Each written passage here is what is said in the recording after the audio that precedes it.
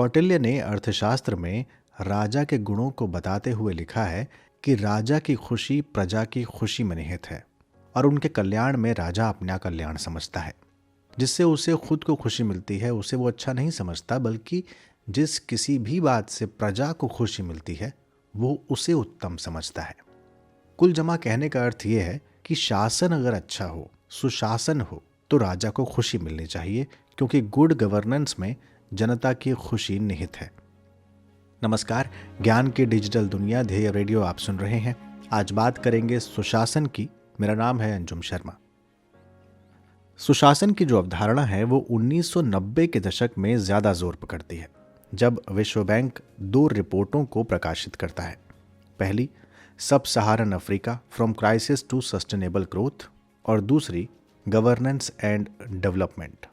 ये 2 रिपोर्ट हैं जहां पर सुशासन के कई पहलुओं पर चर्चा की जाती है। हालांकि ये कोई नई अवधारणा नहीं है। कौटिल्य के अर्थशास्त्र में मैंने आपको कुछ बातें गिनवाई।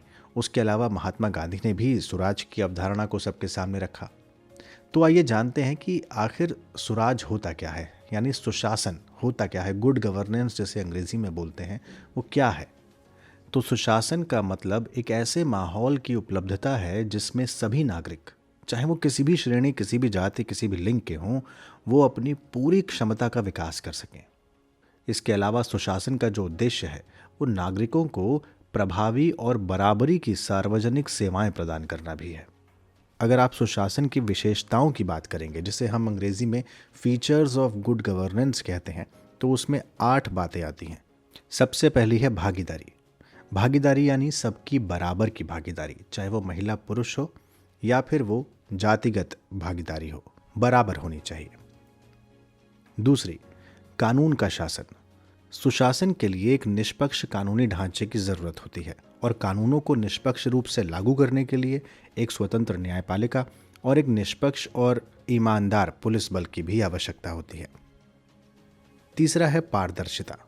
पारदर्शिता का अर्थ है कि निर्णय लेने और उन्हें लागू करने में किसी भी तरह के नियमों का उल्लंघन ना हो, यानी हर काम नियमों के अनुसार किया जाए, अपने पद का दुरुपयोग न किया जाए और ईमानदारी का परिचय दिया जाए। चौथा है प्रतिक्रियाशील, यानी सुशासन के तहत सभी संस्थाएं एक समय सीमा के भीतर रहकर सभी साझेदारों को सेवाएं प्रदान करने का प्रयास करें।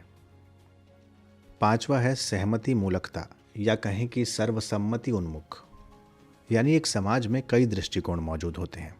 सुशासन समाज के अलग अलग हितों के बीच एक मध्य मार्ग की जरूरत को महसूस करते हुए इस बात पर बल देता है कि एक व्यापक सहमति कायम हो सके कि सारे समुदाय के हित में जो है उसे प्राप्त किया जा सके। छठा है समानता और समावेशी।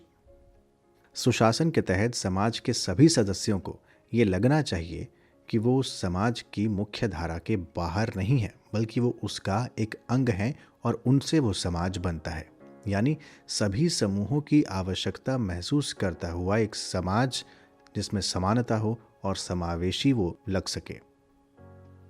सातवां है प्रभाविता और दक्षता। इसके तहत सुशासन के अंतर्गत संसाधनों का प्रभावी ढंग से उपयोग किया जाना चाहिए। साथ ही दक्षता की अवधारणा की बात करें तो दक्षता के संदर्भ में प्राकृतिक संसाधनों के सतत प्रयोग और पर्यावरण के संरक्षण को शामिल किया जाना चाहिए। आठवां है उत्तरदायित्व। उत्तरदायित्व सुशासन की सबसे अहम और मूल आवश्यकता है। न केवल सरकारी संस्थाएं बल्कि निजी क्षेत्र और नागरिक समाज संगठन भी जनता के प्रति उत्तरदायी होने चाहिए।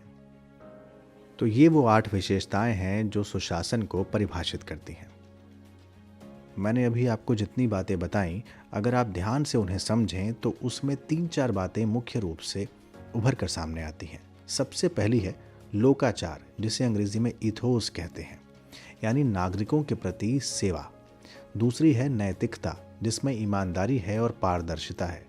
तीसरी है साम्यता यानी इक्विटी, यानी एक समान नागरिकों के साथ व्यवहार किया जाना। और चौथी है कार्यकुशलता, दक्षता, यानी संसाधनों का प्रभावी ढंग से उपयोग करके सेवा प्रदान करना। तो आप देखेंगे कि किस तरीके से समाज को सेवा प्रदान की जानी चाहिए या की जा सकती है बेहतर ढंग से, यही है सुशासन। अगर आप देखें तो भारत में सुशासन के लिए बहुत से कदम उठाए गए हैं। जैसे अगर आप देखें तो 73वें और 74वें संविधान संशोधन में शासन की प्रक्रिया में लोगों की अधिक से अधिक भागीदारी उपलब्ध कराई गई। इसके अलावा कई वैधानिक निकाय बनाए गए, जैसे राष्ट्रीय महिला आयोग, राष्ट्रीय अल्पसंख्यक आयोग, राष्ट्रीय मानवाधिकार आयोग वगैरह वगैरह। इसके अलावा अगर आप देखें तो 90 के दशक में ही सिटीजन चार्टर की बात भी उठी। प्रशासनिक कानूनों की समीक्षा के लिए आयोग गठन किया गया। इसके अलावा कंप्यूटराइज्ड लोक शिकायत उपचार और निगरानी प्रणाली की शुरुआत की गई। अनुसूचित जाति और जनजातियों के लिए संयुक्त राष्ट्रीय आयोग को अलग अलग किया गया। इसके अलावा सेंट्रल विजिलेंस कमीशन यानी केंद्रीय सतर्कता आयोग को 2003 में वैधानिक दर्जा प्रदान किया गया। सिविल सेवा सुधारों के लिए समिति गठित की गई। सूचना का अधिकार अधिनियम 2005 लागू किया गया। ई प्रशासन यानी ई गवर्नेंस को लागू किया गया और सूचना के डिजिटलीकरण और सेवाओं में सुधार आपूर्ति के लिए तरह तरह की योजनाएं लाई गईं। यानी अगर आप देखें तो गवर्नेंस को नागरिक केंद्रित बनाने के लिए सरकार ने हर संभव प्रयास किए, क्योंकि गवर्नेंस को नागरिक केंद्रित यानी सिटीजन सेंट्रिक बनाया जाना सुशासन के लिए सबसे ज़्यादा महत्वपूर्ण है। अब बात करते हैं कि सुशासन में बाधाएं क्या क्या हैं।